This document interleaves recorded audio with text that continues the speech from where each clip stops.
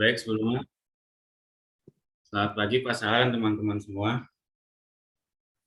Selamat pagi. Selamat pagi. Selamat pagi. Selamat pagi. Pak. Pancasila. Loh, Pancasila. Anboy. Pancasila. Anboy. Anboy. Tuhan yang Maha Esa. Anboy. Anboy. Anboy. Anboy. Mana Anboy? Ya Pak, Aduh, tadi instruksinya baik, mari siap dulu semua. Ini ada yang duduk, ada yang mau berdiri kan? baik mohon maaf Pak. Di sini saya putus-putus Pak. Bentar Pak. Oh, ya harus disiap dulu semua, berdiri siap, baru mari kita ucapkan begitu. Harus instruksinya harus jelas supaya didengar dengan baik kan? Ayo.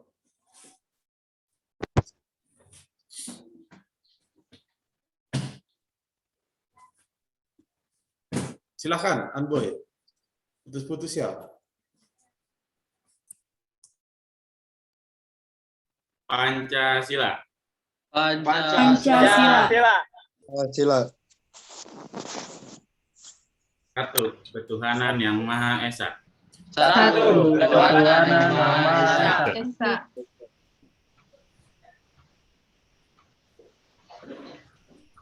Dua, kemanusiaan yang adil dan beradab.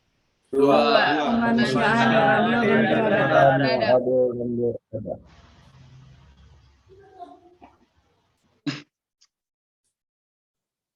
Tiga, persatuan Indonesia. Tiga. Persatuan Indonesia.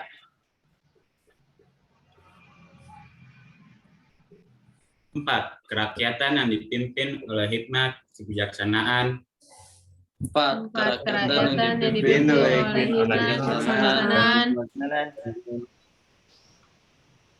dalam permusyawaratan perwakilan. dalam permusyawaratan perwakilan. Perwakilan.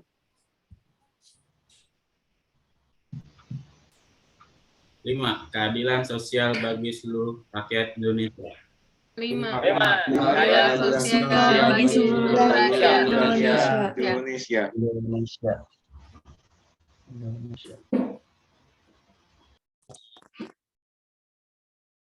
Monika, ini apa yang masih terbawa sampai sekarang oleh Monika, mau dimanapun di perantauan, tentang kebiasaan ataupun disebut filosofinya keluarga? Kebiasaan gitu Pak maksudnya, yang nggak bisa hilang sampai sekarang. Ya, kebiasaan dalam lingkungan keluarga ya, ajaran bapak, mama, tapi terbawa-bawa sampai sekarang. Sopan santun sih Pak. Yang jangan abstrak, itu kan kalau ibarat karya masih abstrak gitu. Yang terbiasa itu kan kalau sopan santun sudah pastilah, tapi ini menjadi filosofi itu menjadi suatu kebiasaan yang orang tua ajarkan, dan bisa di tempat kamu sekarang itu kok tidak dilakukan seperti keluargaku ya, bisa begitu. Kayak makan nggak boleh berisik gitu Pak. Makan tidak boleh berisik, berarti artinya makan diam aja gitu. Ya maksudnya nggak boleh berdenting gitu si sendok sama piringnya, terus nggak boleh ngecap juga makannya kayak gitu Pak. Oh, good, thank you. Oke, baik, ini bagus. Saya mau tanya Ryan.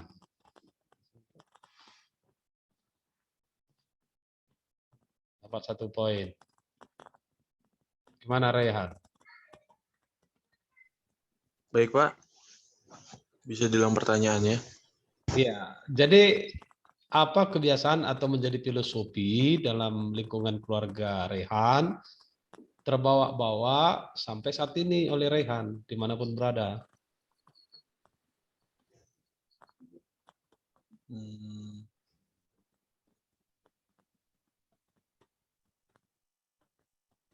Menghormati orang yang lebih tua sih Pak pasti.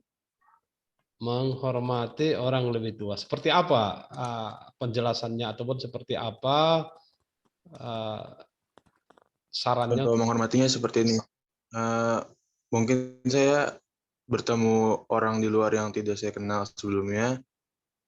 Terus mungkin kita lagi di situasi yang diem-dieman ngobrol gitu. Gimana sih?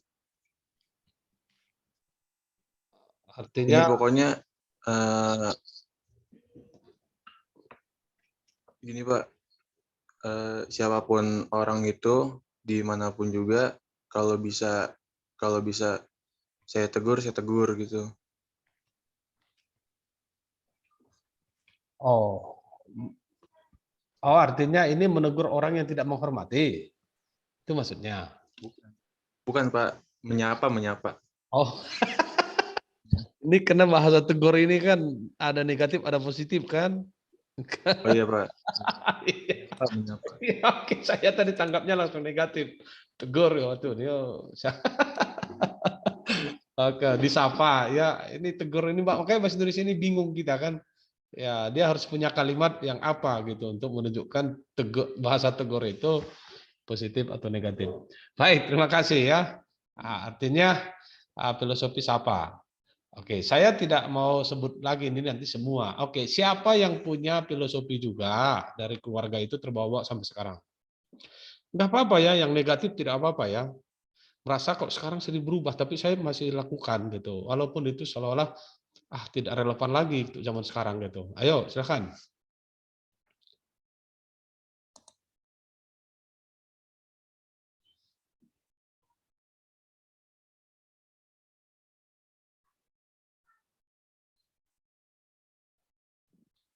Izin menjawab Pak.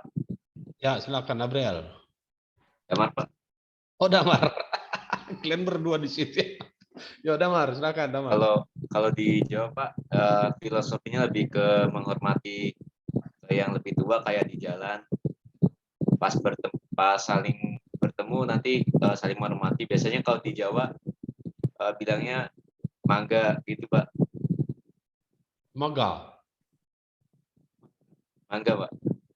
Oh, itu mah di Jawa Barat atau Damar, iya kan? Ya, Jawa Barat ya. Iya. Oh iya di Jawa mangga ya. Kalau di Jawa Barat punten ya. Punten Pak. Punten ya, parunten. Ya, mangga benar, mangga, parunten. Oke, ini untuk kebalikan dari argumen Damar. Halo, siapa ini? Teman kita yang dari Sumatera. Silakan. Siapa yang dari Sumatera Utara? Atau Sumatera lah. Dari Padang, Medan, ada perbedaan itu. Melayu, silakan. Apa perbedaan dari argumen Damar?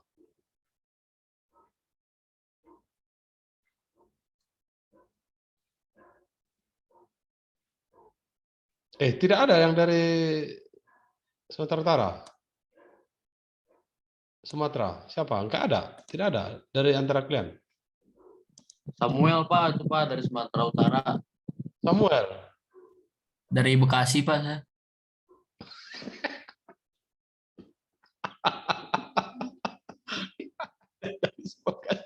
Tidak ada kalian ya. Ada saya yang mewakilinya. Kalau dari Medan itu ada bahasa disebut sentabi. Jadi kalau itu sama artinya punten, mangga misalnya ya punten. Kalau Jawa itu amit ya, amit Pak gitu ya. Tapi kalau Padang Melayu saya juga nggak tahu apa ya. Siapa yang dari Padang atau dari Bengkulu Palembang?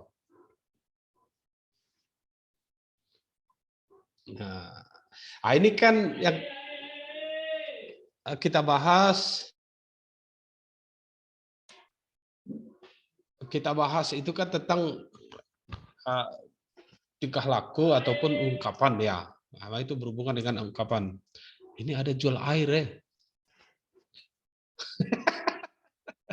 Saya gini ngomong. Baik. Tadi saya Monica kan saya tertarik juga melihat Monica bilang kalau makan jangan ngecap gitu. Kemudian itu dari usia berapa Monica diajarin keluarga itu? Dari kecil, Pak. Jadi kalau misalnya makannya ngecap gitu, langsung dibilang, "Jangan kayak gitu, kayak kuda." Gitu. Kamu ingat usia berapa? Usia berapa? Ya masih kecil, Pak, pas udah bisa makan gitu. Tapi sadar-sadarnya TK lah. Oh, TK ya. Kalau saya juga ngajarin anak saya ya, laki-laki perempuan itu, tapi perempuan masih sulit. Dia kelas 4 tapi sudah mulai, ya usia 4 tahun. Jadi laki-laki usia 3 tahun, 1,5 tahun itu kami sudah ajarin. 3 tahun atau 2,5 tahun. 2,5 tahun itu begitu dia makan, jangan bersuara. Nah, kami ajarin pakai mulut, tutup mulut, dan sampai sekarang dia makan tutup mulut. Laki-laki. Nah, kalau perempuan masih ngelawan-ngelawan dia. Kadang patuh kan ini. Tapi biasanya kan perempuan cepat lebih dewasa daripada laki-laki. Tapi kalau diajari mungkin laki-laki lebih gampang. Itu salah satu. Kemudian ini juga hebat ya, ketika makan berbunyi itu. Saya tidak mengajarinya. Tapi itu adalah sesuatu etika. Sebenarnya kalau kita pelajari peradaban Eropa, atau Inggris lah ya, itu jauh ketinggalan Indonesia ya. Ini kan berbicara peradaban. Peradabannya itu kan berarti berhubungan dengan sikap karakter dalam berbagai hal. Misalnya mereka makan harus ada apa namanya? Makan di keluarga harus ada kain itu, kain apa itu? Kain lap mulut, lap tangan kan? Masing-masing kan. Jadi kalau misalnya di tempat makanan dari Eropa lah sampai ke Amerika juga diajarkan di meja makan ada alas piringnya kan. Nah, Indonesia juga sudah semakin merata lah melakukan itu ya. Walaupun kebayangnya ribet banget harus ada alas piringnya masing-masing harus ini ya, tapi memang itulah tingkat peradaban dan itu adalah filosofi ya, filosofi. Apa filosofinya banyak sekali ya. Kita bisa akan pelajari. Apalagi di bidang kalian, tata hidang kan filosofinya. Pasti dipelajari ya. Kenapa harus begini? Kenapa harus begini kan? Ada filosofinya. Oke, tadi juga ya permisi. Kemudian bahasa permisi ya, bahasa punten ataupun bahasa menghargai, menghormati. Ya. Siapa ada filosofinya dilarang duduk di depan pintu rumah. Nah, itu Yusnisa kan, Nurul, itu banyak kali Adam, Abrial. Aduh. Itu sejak kapan dilarang tidak boleh duduk di depan pintu? Sejak kecil, Pak. Sejak kecil. Apa filosofinya itu? Kalau sekarang sudah dipahami. Sebenarnya ngalangin jalan, Pak. Ya, tapi dibilangnya apa? Bukan ngalangin jalan, tapi dibilangnya apa? Jodohnya, Pak, susah. Ya, jodohnya susah. Jadi semua begitu. Hampir seluruh daerah di Indonesia dilarang itu dengan bahasa lain. Kalau di Sumatera dibilang itu jangan nanti ada setan menggelitik katanya. Jadi itu di kampung kan bisa ada setan menggelitik, jangan duduk di pintu. Padahal apa? Itu sebenarnya untuk keluar masuk itu kan jadi terhalang, nggak enak kan? Itu sebenarnya filosofinya. Jadi hal itulah yang membuat kita tidak pernah duduk di pintu kan? Padahal enak duduk di pintu, angin, lihat di rumah, lihat di luar kan? Tapi kan tuh menghalangi. Sebenarnya enak kan, bisa lihat di dalam, bisa lihat di luar. Tidak ada masalahnya di situ. Oke, thank you ya. Tentang filosofi seperti itu. Bisa panjang lebar lagi kita akan bicarakan sebenarnya. Tapi masuk kita di dalam apakah sistem? Kita masuk ke dalam sistem. Ya. Sistem itu ada suatu rangkaian. Tadi sudah dijawab. Ya, kalian sudah banyak mengungkapkan tentang arti sistem. Memang suatu rangkaian perpaduan ya. Ada terdiri dari bagian-bagian yang saling berhubungan. Ya. Dan juga setiap bagian itu mempunyai masing-masing fungsinya. Jika salah satu rusak akan mempengaruhi gerakan komponen lainnya. Ada ilustrasi juga sebenarnya.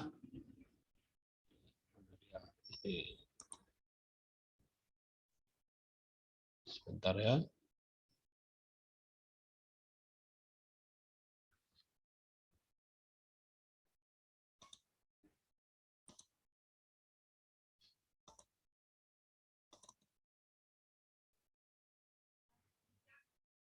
Tuh.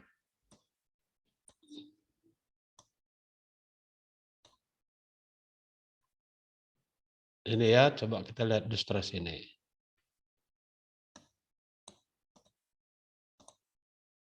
Nah, ini, ya kan? Tadi sudah tahu apa itu sistem ya, okean. Sudah paham. Ini motor, harusnya tadi akan ilustrasinya itu di meja makan loh. Di restoran. Apa sistem? Tapi saya tidak temukan. Saya belum dapat. Jadi akhirnya motor kan. Ada garpu depan, ada apa ini? Ya garpu ya, ada peluru-peluru baja konus. Ini kan nggak paham jadinya karena kita jurusan lain kan. Ada handle gas, ya, ada bantalan. Tapi setidaknya sudah semua pakai motor sudah tahu pasti kan. Roda gigi sepeda motor.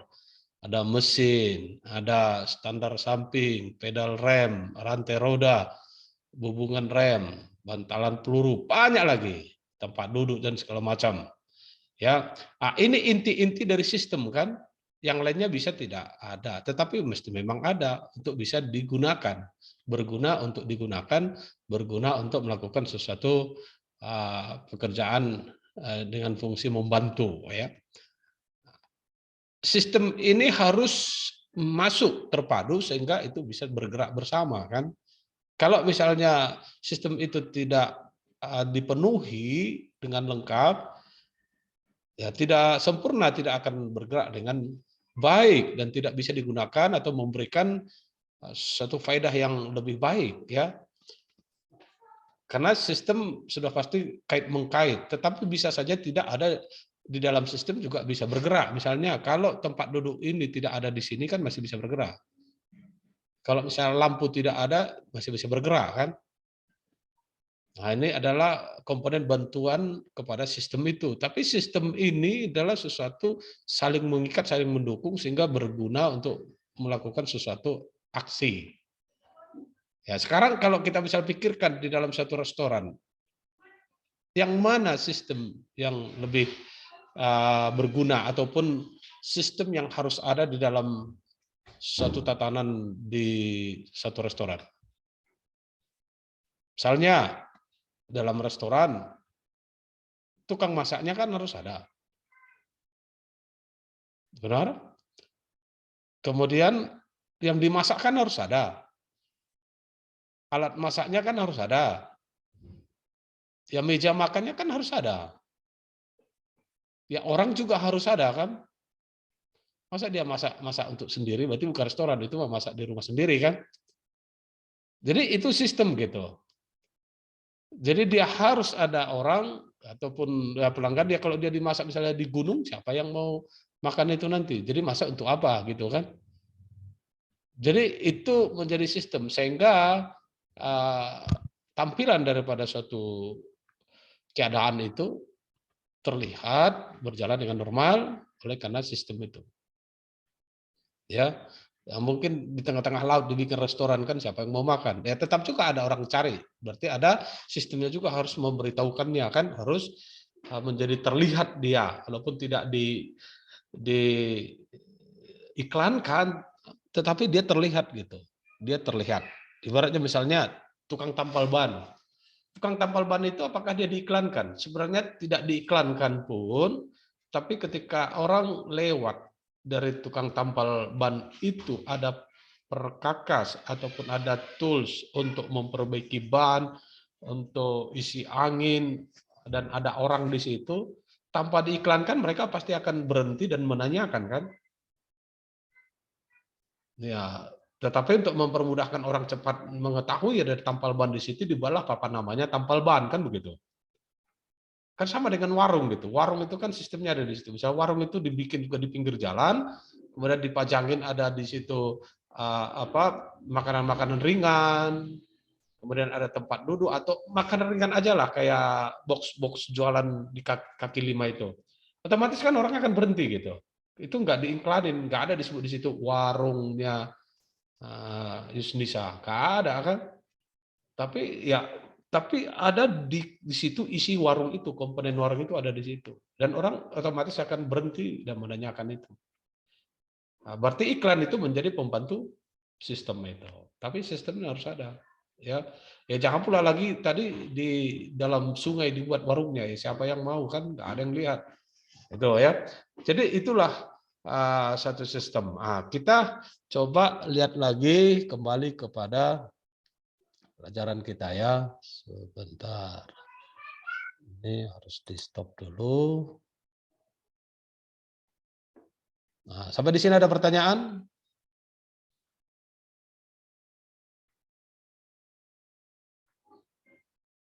Masa tidak ada? Enak mendengar ya. Harusnya bertanya atau oke. Jadi kembali kepada Pancasila sebagai sistem filsafat. Nah, sampai dari sini sebenarnya kita bisa atau kalian bisa itu membayangkan, oh saya jadi lebih paham kenapa disebut Pancasila sebagai sistem filsafat. Nah, namun kita akan pertanyakan lagi. Jadi kalau disebut sistem filsafat, filsafat dari mana asal usulnya? Bagaimana memfilosofikan ataupun bagaimana menjadi Pancasila itu dasar daripada filosofi Indonesia, kan gitu. Nah, kita lihat dulu secara sistem kehidupan manusia. Jadi dalam pemahaman sistem untuk mengarah kepada Pancasila itu ya kita harus mengetahui bahwa sistem kehidupan manusia itu ada seperti apa. Secara umum global manusia itu pun tersistem. Oleh siapa? Ya oleh kalau saya bilang itu adalah kodrati manusia. Dalam bahasa umum ilmu pengetahuan secara rohani adalah nurani. Ya, nurani. Makanya ada dalam sistem perpolitikan kita muncullah partai hati nurani. Hanura.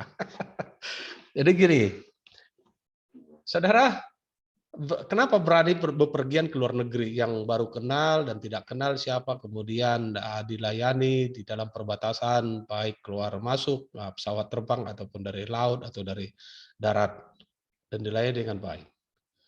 Kenapa bisa begitu? Itu kan sudah diatur oleh sistem secara global, benar?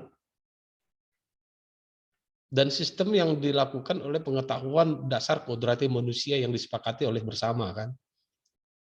Tapi kalau misalnya kita pergi misalnya ke daerah Papua Nugini, melintas di tempat yang bukan gerbang, yang tersistem, apa yang terjadi? Saudara sadar bahwa saudara pun diterima? Diterima. Jadi bukan berarti sistem yang sudah disepakati oleh suatu komunitas bangsa dengan bangsa yang lain, manusia sendiri itu pun memiliki kodrati yang tersistem, yang saling menerima. Coba bayangkan di Kalimantan Barat, sampai dengan Kalimantan Timur itu kan berbatasan dengan Malaysia. Kalau di luar gerbang, itu mereka bisa pindah-pindah loh sekian kilometer di pasar. Misalnya ada pasar nanti di mana itu? Pekong atau apa itu? Di Pekong nanti orang Malaysia belanja ke sana.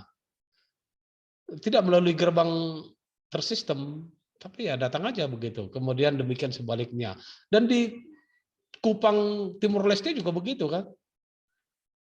Jadi beli apa dari sana.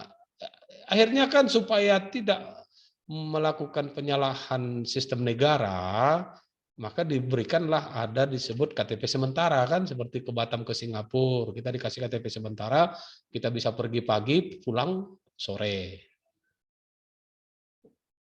Jadi begitu. Nah, itu sistem yang disistemkan. Sebenarnya sistem kodrati manusia itu tidak ada masalah gitu. Karena saling menerima, dia lihat mata dua juga, dia lihat muka cantik ganteng, ya apa yang menakutkan, kecuali kalau dia misalnya gondoruo, beda kan? Ya udah beda, itu bukan sistem manusia kan. Jadi kodrati hati nurani itu pun sudah tersistem untuk bisa berkomunikasi satu dengan yang lain. Ya, itu manusia secara global. Kemudian di keluarga lebih terfokus lagi sistemnya. Ya, si anak itu sudah diajari papa, mama, kemudian tadi seperti makan, ya kan, dikasih tahu makan kapan, jam 7. Ya kalau anak itu tidak diajari makan jam 7, dia pasti suka-sukanya makan kapan kan? Oh, makan jam 7 pagi rupanya. Jadi ketika udah makan, oh pagi-pagi nanti pasti ada panggilan mama makan. Ya kan? Oh, nanti siang-siang pun panggilan mama makan, sore-sore pun panggilan mama makan. Tidurnya biasa tidur jam 9. Kok jam 9 tidur? Dia mau main karena dia ada sudah tersistem untuk tidur jam 9 malam, dia akan tidur gitu. Dia mau dimarahin, tetap dia tahu bahwa itu adalah kekuatan. Tetapi kalau semakin dewasa, ya Neville dilakukan begitu. Emang saya masih anak-anak, mak suruh tidur jam 9. Begitu kan? Oh, nggak tidur sampai jam 12. Ah, mama ini ngatur-ngatur, ini masih ada tugasku. Nah, itu kan. Dia nggak mau lagi ikut sistem kan. Akhirnya ketika sakit, nah itulah kan, mama bilang kau tidur terus jam segini, tidur lagi begadang terus, sakit. Nah, bingunglah Neville.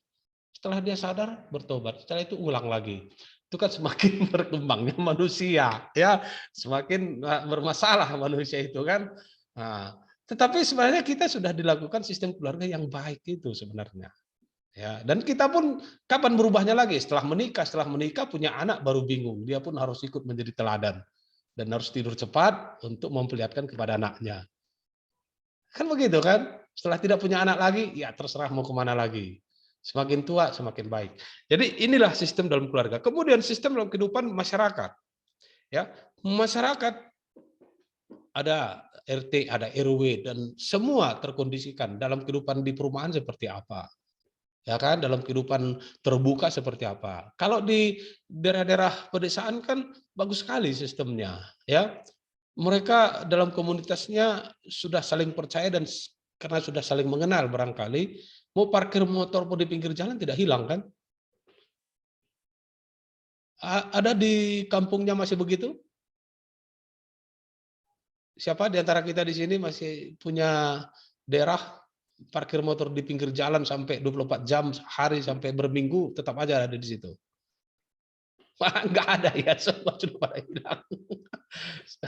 Dulu masih sempat saya alami 3 tahun yang lalu di tempat kami, ya di kampung saya. Jadi parkir motor di pinggir jalan itu juga gak ada masalah gitu. Walaupun itu lintasan umum, tetapi ketika sudah mulai masuk penduduk-penduduk yang lain ya sudah hilang, ya. Jadi akhirnya motor pun dimasukin di kandang. Padahal diparkir depan rumah tidak masalah. Tinggal kunci pun tidak masalah. Saya melihat sistem ini terjadi di stasiun rel kereta api Malaysia, Kuala Lumpur. Saya alami itu. Ya, jadi saya tinggal barang di tempat resepsi di sekitar ya adalah sekitar 7-8 meter dari depan resepsionis. Nah, itu pindah ke resepsionisnya barang saya itu. Padahal itu stasiun kereta api loh, kereta api bawah tanah. Jadi pindah ke resepsionis, saya kembali. Di barangku nggak ada di sini, bagaimana? Saya pergi ke resepsionis. Ada lihat barang di sana, ada yang memberikan ini. Ini barangmu, iya, saya ambil lagi. Nah, itu kan sistem. Ya, harusnya di kampus kita pun nanti di Poltekpar itu harus ada seperti itu. Siapapun menemukan apapun ditemukan harus kembali kepada Satpam dan Satpam mengumumkannya. Ya, jangan tinggal HP nggak tahu kemana lagi kan, tinggal 2.000 pun nggak tahu kemana. Ya, ini kan satu perubahan yang arahnya ke arah sana. Ya, itu masyarakat. Kemudian pemerintah, sistem pemerintah ini pun harus juga terlihat ya. Memang pemerintah tanpa sistem tidak bisa mengelola bangsa ini, sangat sulit ya. Baik secara pusat, sistem di daerah, di RT. Ya kan? Nah, kalau tidak punya sistem, memang punya sistem, tetapi kadang-kadang sistem itu dikacaukan oleh para koruptor kan, para korupsi, repot juga ya. Ada disebut korupsi informasi. Sistem itu menuntun atau menuntut untuk terus terang ataupun jujur. Namun beberapa yang mau sukanya korupsi karena iri, karena tidak nyaman, karena tidak menguntungkan ataupun seperti tidak ada sesuatu atau bisa menguntungkan orang lain, akhirnya informasi disembunyikan. Saya bicara informasi, belum lagi uang, belum lagi ini kan. Kenapa bisa ada korupsi informasi? Ya memang begitu. Misalnya dalam komunitas kalian ada informasi, ya, lantas ada satu orang yang korupsi, Anboy. Ini misal Anboy ya, jangan sakit hati sama saya. Nanti kau tutup kameramu, udah sakit hati gitu. Jadi udah gak usah kasih tahu kepada Agnes ya, biarin aja Agnes dia begitu. Sebenarnya Anboy itu mengajak untuk korupsi. Nah, begitu. Jadi nggak dikasih tahu lah informasinya ke Agnes kan, bingunglah Agnes. Loh, kemarin kok nggak dikasih taunya mendadak, sehingga saya nggak selesai tugasnya. Sudah korupsi kan? Korupsi informasi. Begitu ya. Semoga kita jangan begitu. Jangan, kalau biasa korupsi informasi berarti yang lain pun sudah gampang dikorupsikan. Begitu. Ya, kemudian masuk dalam sistem kehidupan parpol. Itu tadi parpol. Ada parpol juga punya sistem ya, sehingga ada parpol yang masuk dalam pemerintahan, ada parpol yang menjadi apa disebut itu? Apa saya? Oposisi kan? Nah, oposisinya ya harusnya ya punya sistem yang baik membangun bangsa, bukan oposisi yang membuat kegaduhan misalnya. Itu tidak baik ya, ataupun oposisi yang memiliki cara untuk mendapat bagian korupsi. Itu berbahaya. Dia oposisi, karena oposisi pemerintah pun tidak semena-mena dan tidak begitu berani menegur kan. Apapun diperbuat oleh oposisi. Jadi oposisi pun merasa bahwa bagian kita tidak di pemerintah, bagian kita korupsi, dan akhirnya akan merugikan masyarakat, rakyat kan. Rakyat yang dirugikan. Kenapa? Barangkali pikirannya rakyat dirugikan, nanti pemerintah akan menanggungnya. Ya, oposisi seharusnya tidak begitu. Tapi memberikan sesuatu untuk pembangunan masyarakat, walaupun tidak di dalam pemerintahan. Kemudian ada LSM. LSM ini pun kan waktu dulu-dulu itu ditakutin sekali, tetapi sekarang LSM macam-macam ditangkap kan. Kenapa? Pemerintah itu sudah semakin terbukanya sistemnya dan semakin jujur, itu sebenarnya. Jadi kegunaan LSM di pada zaman dulu itu karena banyaknya koruptor, korupsi di lingkungan pemerintah, para pejabat. Maka muncullah LSM yang membuka aib itu dan mempublikasikannya serta menggerakkan demonstrasi untuk perubahan. Nah, sekarang bagaimana? Kalau misalnya dalam pemerintahan ataupun pejabat dia tidak korupsi, datang LSM, apa yang mau demonstrasi lagi kan? Makanya ada kita tahu ketua LSM ditangkap kan, pemerasan kan. Ada juga ketua LSM Komnas HAM itu terkena karena bicaranya tidak benar kan. Kalau dulu wah makanannya LSM untuk mengkritik, dan akhirnya mereka pun ya terbawa kepada korupsi juga kan. Dia melakukan gerakan-gerakan kritik, kemudian yang berbuat salah atau berdosa di dalam lembaga pemerintahan itu menyuap LSM ini sehingga informasi tertutup. Nah, ini sudah belajar anti korupsi? Ya, Indonesia sudah belajar anti korupsi dari siapa? Dari Pak Cecep, Pak. Nah, dari Pak Cecep. Ya, tidak apa-apa. Ini kalau di perguruan tinggi lain itu insersi disebut. Begitu belajar Pancasila dihubungkan langsung dengan korupsi. Jadi ini maksud saya juga yang membuka seperti itu ya. Jadi sistem LSM itu seperti itu sebenarnya. Jadi sistem LSM itu juga ada banyak massa. Sehingga biasanya pejabat pemerintah itu takut pergerakan daripada massa. Kenapa? Ketika pejabat pemerintah takut berarti mereka punya aib dosa di dalam kan. Tapi kalau tidak masalah begitu ya, laporin polisi kan. LSM-nya jadi ya ciut juga. Saya salah satu sebenarnya sekretaris umum DPP Dewan Pimpinan Pusat Lembaga Swadaya Masyarakat Komite Penegak Hak Asasi Indonesia. Ya. Tapi yang bergeraknya organisasi kami ini di Jawa. Siapa orang Jawa yang dekat dengan Brebes ya? Bukan Brebes. Boyolali itu sebelum Boyolali apa? Sebelum Boyolali. Klaten, Pak. Klaten, enggak. Klaten mah ke sana tuh. Boyolali Solo kan? Solo, Boyolali ke Semarang. Antara Boyolali Solo apa?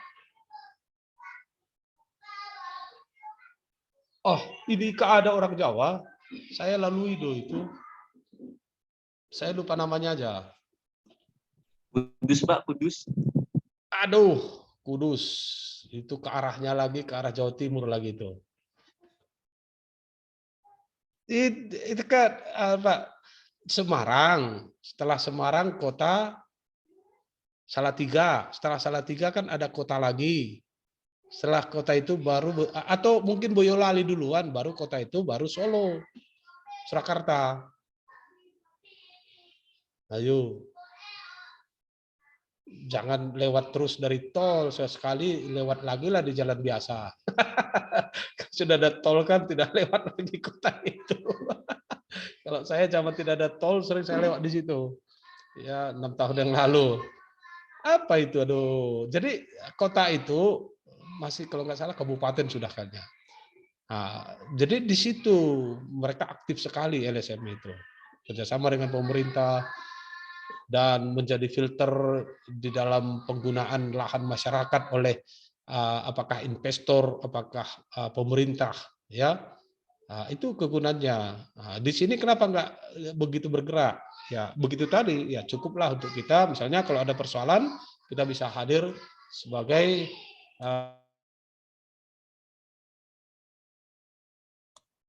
jadi kita bisa menggunakan itu secara pribadi aja. Ya, kalau saya pernah memang ada kan semena-mena juga kadang-kala aparat ini. Saya waktu itu lewat melintasi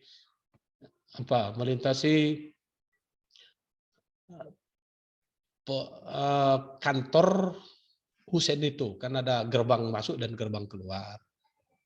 Jadi ketika pada posisi ada mobil mobil komandannya dan jarak 7 meter 10 meter saya tinggalkan dia, lewatin, kemudian saya melintas di gerbang, di situ ada proposnya langsung tangkap saya, ambil kuncinya. Wah, ini semena-mena saya pikir kan. Langsung saya tunjukin kartunya. Bapak, ini kenal saya, Pak.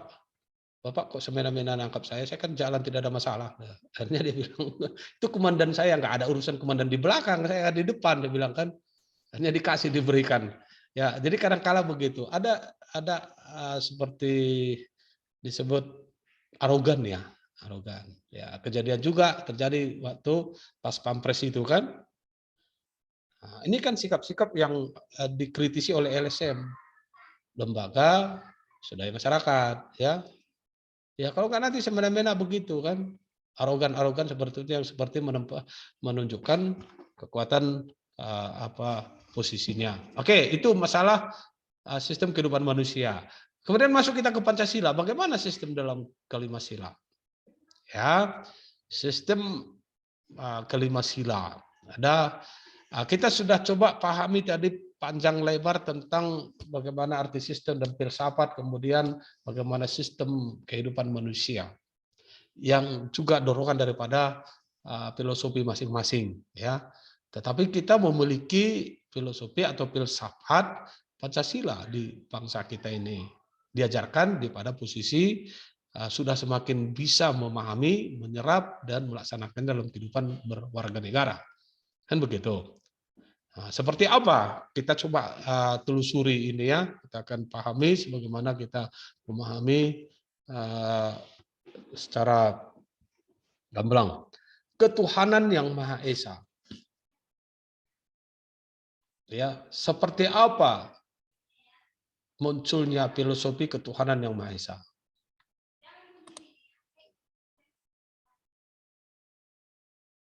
Ada keterangan?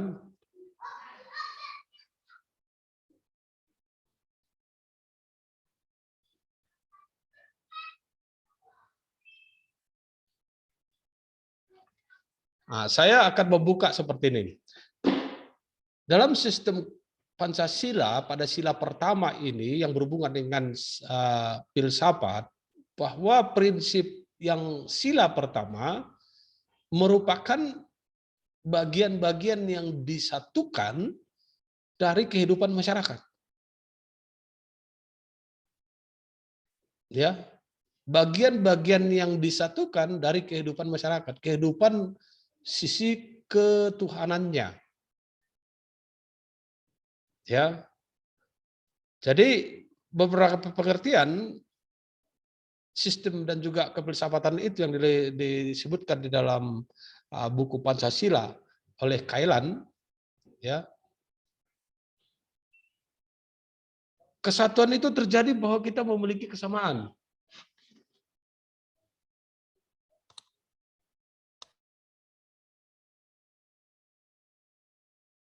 Nah, jadi kesamaan apa? Di Indonesia ini ada nggak orang tidak memiliki keyakinan? Menurut kalian? Pernah ditemukan orang yang masih belum punya keyakinan? Ada, Pak. Oke, Dion, mana ketemu? Kita nanti ngubungin dia supaya kita wawancara. Di mana?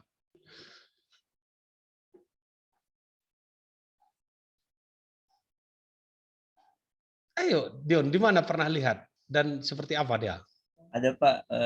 Salah satu artis, Pak, Coki Pardede, dia memiliki kepercayaan kepada Tuhan, Pak. Siapa? Toki Padede? Ya, Pak. Coki Pardede, Pak. Dia diwawancarai apa katanya?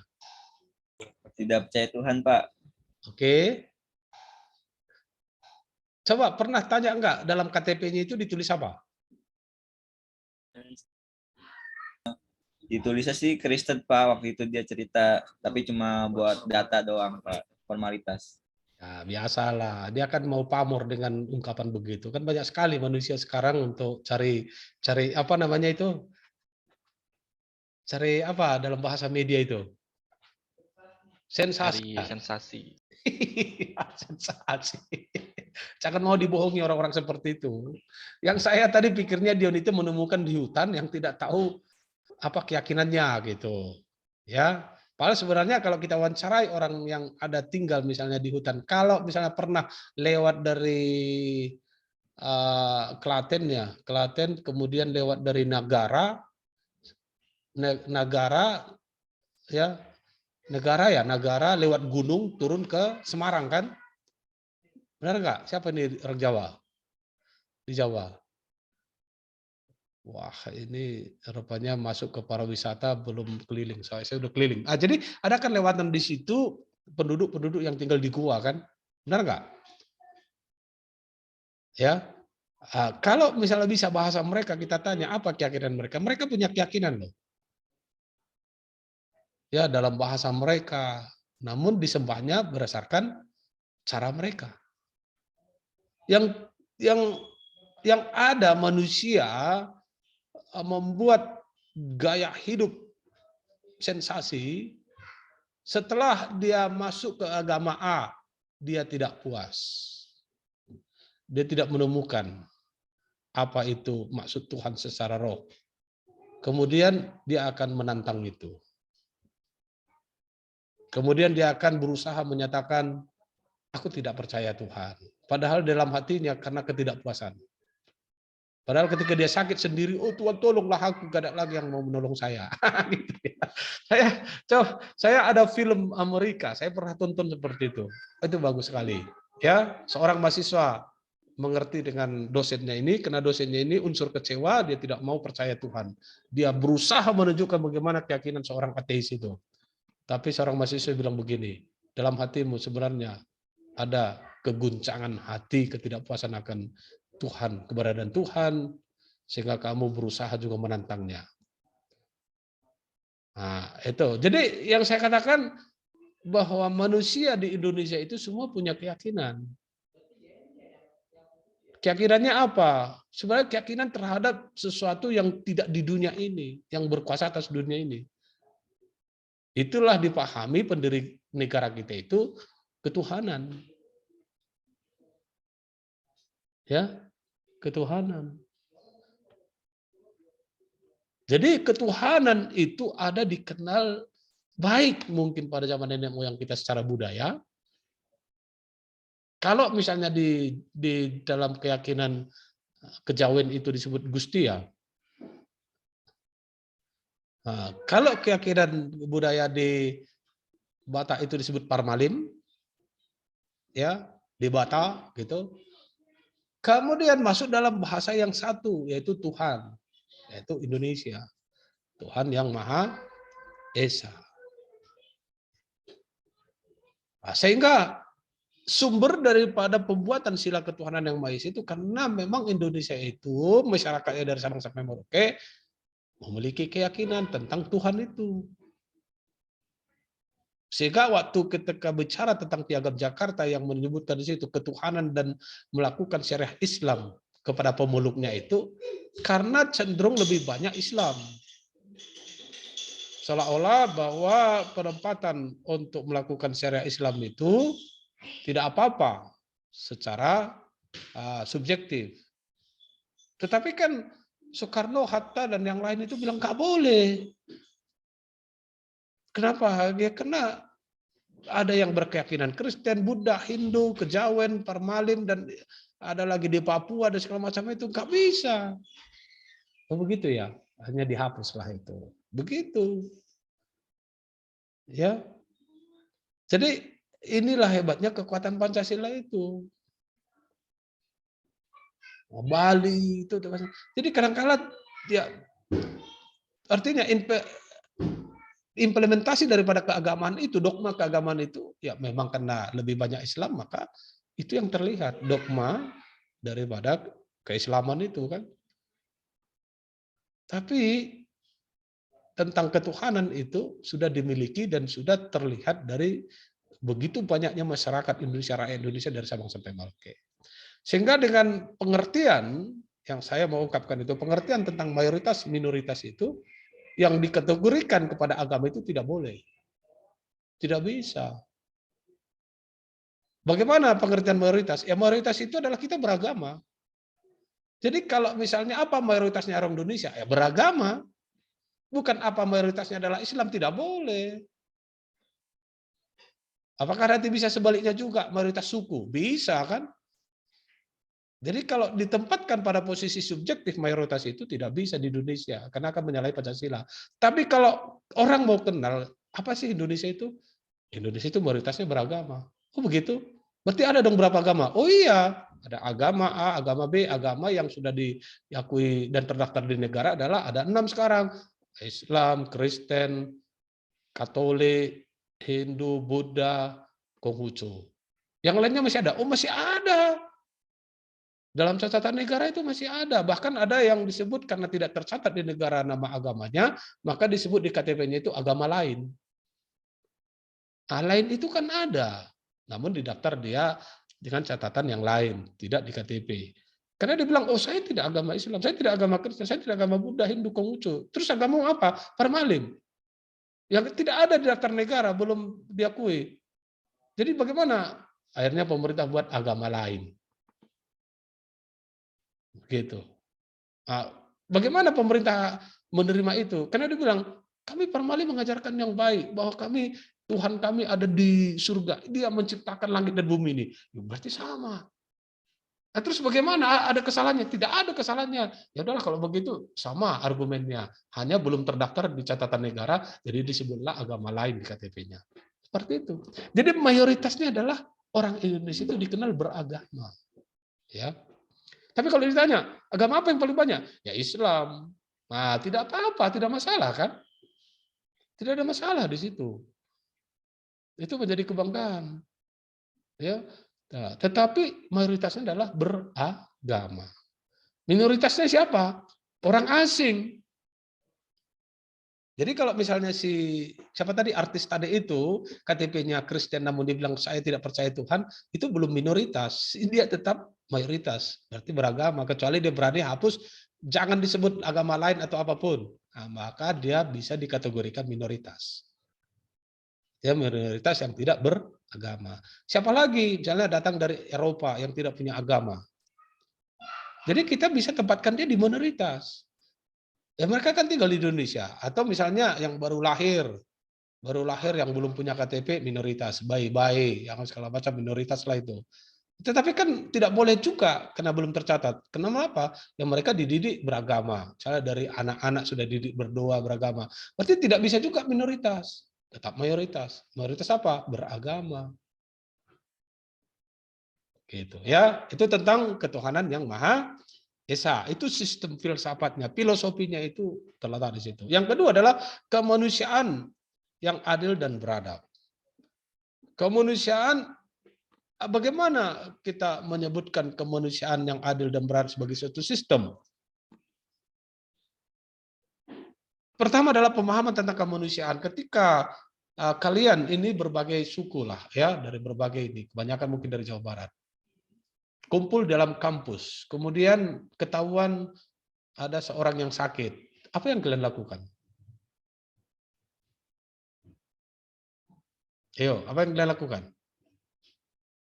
Nurul, apa yang kalian lakukan? Tuh siapa ini ketua kelasnya? Hah? Ayo. Suara saya jelas?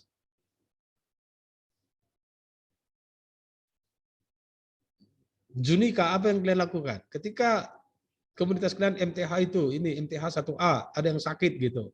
Dan sama-sama di kampus. Apa yang kalian lakukan?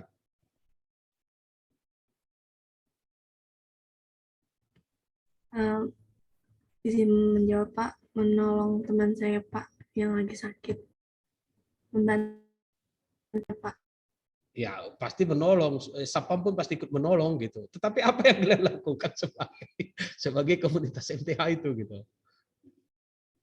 Pada pemahaman kemanusiaan.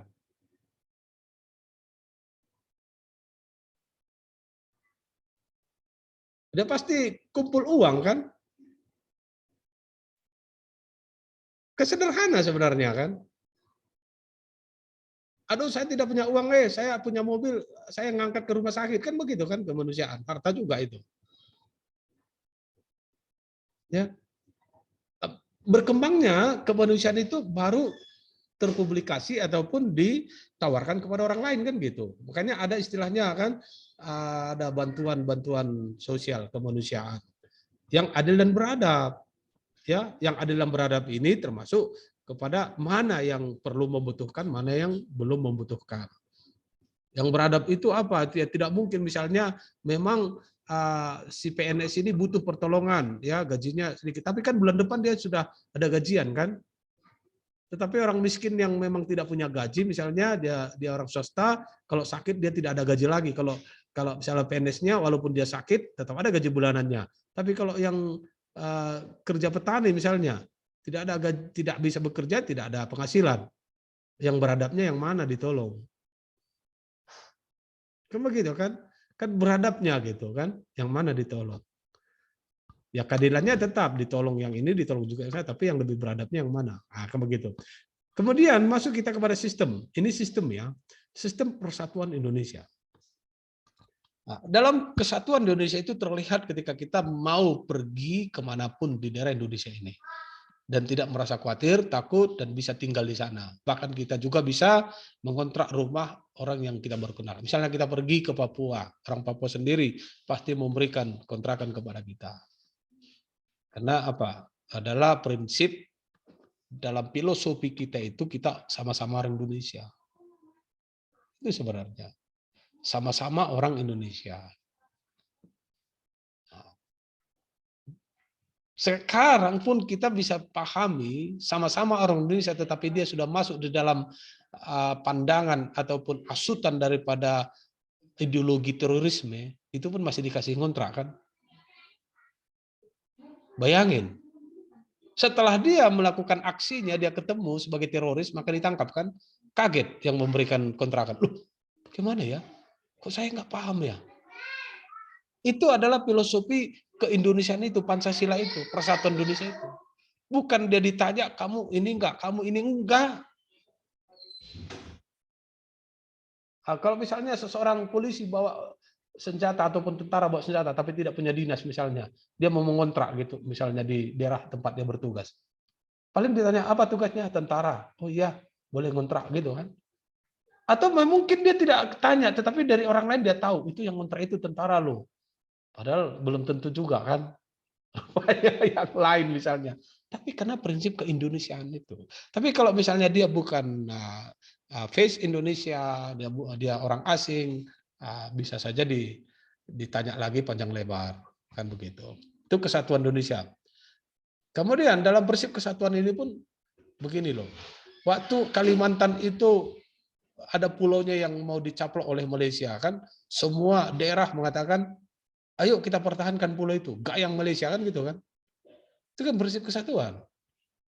Merasa bahwa kepemilikan dari pulau Kalimantan itu pun menjadi kepemilikan dari pulau Jawa, pulau Sumatera, pulau dari yang lain. Itu prinsip kesatuan. Kenapa? Sebenarnya itu kekuatan filosofinya Pancasila. Ya. Kemudian kerakyatan dipimpin oleh hikmat kebijaksanaan dalam permusyawaratan dan perwakilan. Saudara kalau mau cari tahu sebenarnya diskusi dengan tokoh-tokoh masyarakat, prinsip dari setiap daerah itu ada disebut musyawarah. Benar? Ya.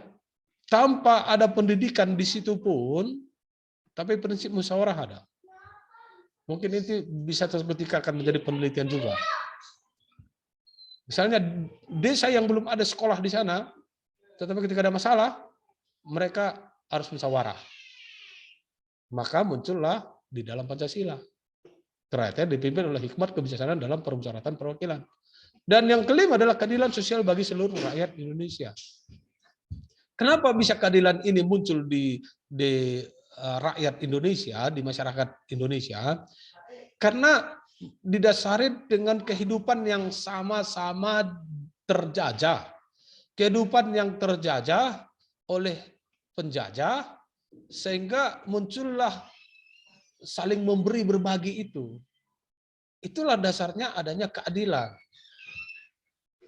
Ya, bagaimana kita bisa memahaminya? Waktu itu kan masa kelaparan.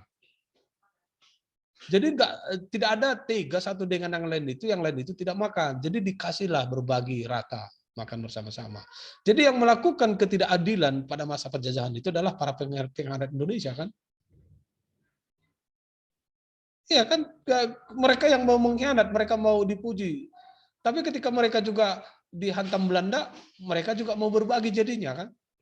Kan banyak cerita dalam masa penjajah yang belum tersingkap misalnya. Ketika dia pedagang, dia tidak adil misalnya kan, memeras rakyat. Tetapi ketika Belanda menghantam dia, maka dia minta pertolongan kepada rakyat, kemudian dibagi-bagikan hartanya. Jadi prinsip keadilan itu sudah ada sejak kita, ya mulai dari sejak masa-masa penjajahan. Sehingga muncullah dalam sila Pancasila itu keadilan sosial bagi seluruh rakyat Indonesia. Ya, sekarang pun prinsip keadilan pasti ada. Perhatikan, praktek filosofi itu terjadi loh. Kalian bisa melihat dalam sekitar kalian. Ketika, oke, ini semua sudah tersedia makanan di meja. Ayo silahkan duduk. Ada nanti kawannya, oh di sini aja duduk, di sini aja duduk. Benar? Secara tidak langsung kan? Itu kan kalau bukan orang tua yang punya prinsip Pancasila, yang mengajarkan filosofi seperti itu, kita pun tidak bisa bergerak, tidak muncul seperti itu dalam komunitas kalian yang sebagai mahasiswa kan. Kemudian kalau misalnya ada kue, oh kita bagi, ini bagi-bagi rata semua.